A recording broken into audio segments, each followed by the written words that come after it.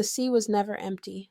For those who dared, it was a highway of wind and water, carrying merchants further than their eyes could see. Around the 1st century CE, a Greek-speaking Egyptian wrote a guide for sailors, a periplus, a map in words. He was not a conqueror, not a general, but a trader looking for ivory, tortoiseshell, and exotic goods to sell back in the Mediterranean. By Allah's will, seas became pathways, and men who had never seen these shores wrote them into their scrolls. They called the coastline Azania. But they could not take all the credit, for the coast already had its own rulers, its own markets, and its own people who knew these waters long before Greek ink ever touched papyrus. Their scrolls mention Rapta, the great market of Azania, the farthest port they could reach before the open seas turned unknown. They wrote of rulers who commanded the coast, men dressed in cotton garments, women adorned with beads, caravans bringing ivory and tortoiseshell from the inland forests. They spoke of ships sewn together with palm fiber, strong enough to ride the monsoon winds, and of markets filled with iron tools, spears, and exotic goods they had never seen before. But what they saw was not a discovery, it was an encounter. By Allah's decree, even the winds and the ocean currents were never in man's power. It was Allah who opened the sea as a pathway. For Greeks, Romans, Arabs, Persians, and Indians alike, the sea was not a barrier. It was the road Allah laid between nations. Strangers carried stories of lands they did not own. The periplus author, that Greek-Egyptian merchant, recorded fragments of the coast and called it Azania, but he could not claim it. Ownership of the land, its people and its memory, was always with Allah and with those who lived upon it. By Allah's will, seas became pathways, and men who had never seen these shores wrote them into their scrolls. They called the coastline Azania, but they could not take all the credit, for the coast already had its own rulers, its own markets, and its own people who knew these waters long before Greek ink ever touched papyrus. But before their pens wrote Azania, there were voices here already. Along the mountains and the lakes, families gathered at fires, passing down how rivers were crossed, how clans came together, how the land itself was watched over by the unseen. They lived with each other in closeness, brothers carrying one another's burdens, elders raising children who weren't their own, neighbors turning hunger into feasts by sharing whatever the land gave that day. Their history was not carved into stone or inked onto scrolls. It was carried in the breath of elders, the rhythm of songs, the stories mothers whispered to children. Allah says, "We are closer to him than his jugular vein." Qur'an 50:16. Oral history wasn't just storytelling. It was a form of Allah's closeness. Even when there was no parchment, no ink, Allah kept knowledge alive inside the people themselves. The verse reminds us that Allah was always present, guiding memory, guiding breath, guiding the survival of Tanzanian heritage before outsiders ever wrote anything down. Even before books, His presence wrote history into the soul. If we walk even further back in time, this land holds reminders older than memory itself. In Laetoli, near Ngorongoro, the ground still carries footprints pressed into ash some 3.6 million years ago.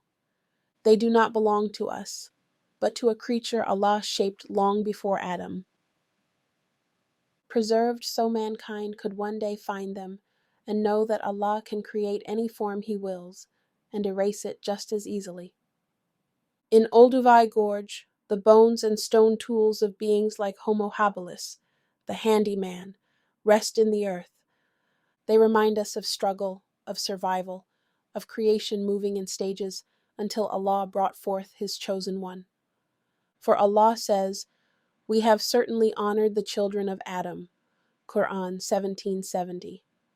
Whatever forms came before, mankind was created as the most honored, the most perfect of creation, gifted with a soul, a mind, and the responsibility to remember him.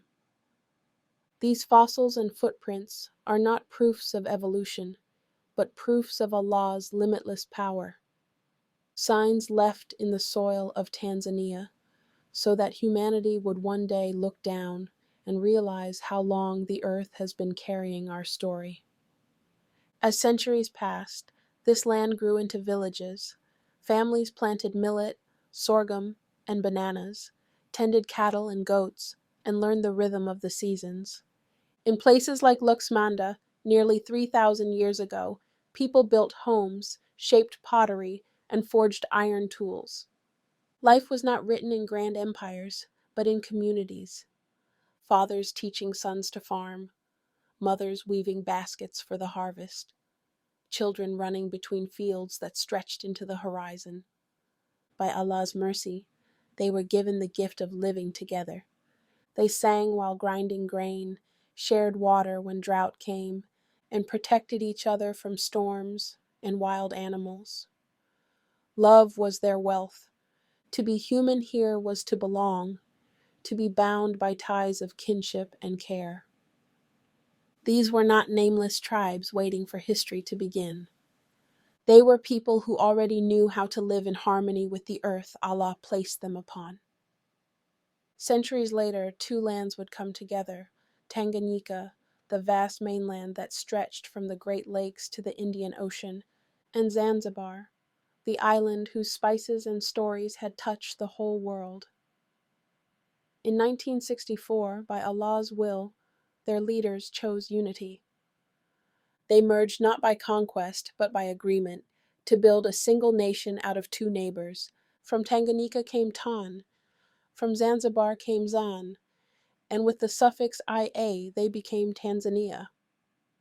This was not the beginning of Tanzania, but the naming of what had always been there: a land with memory, with struggle, with survival. A land that carried footprints older than time, markets older than scrolls, stories older than ink. And now it had a name to hold all those memories together: Tanzania. This is Tanzania, where footprints in ash still whisper of Allah's power, where fireside stories carried history before any book, where villages grew in love long before trade or conquest. This is the land the Greeks called Azania, but which only its own people truly knew. And this is the land that, by Allah's will, joined its island and its mainland to carry one name: Tanzania. We are not only looking back at history, we are walking with a people, feeling their laughter, their struggles, their closeness to Allah in every season. Tanzania's story is not just theirs, but ours, because to know it is to remember how Allah's hand moves across time and across nations. Welcome to Tanzania. Welcome to the next step of our journey.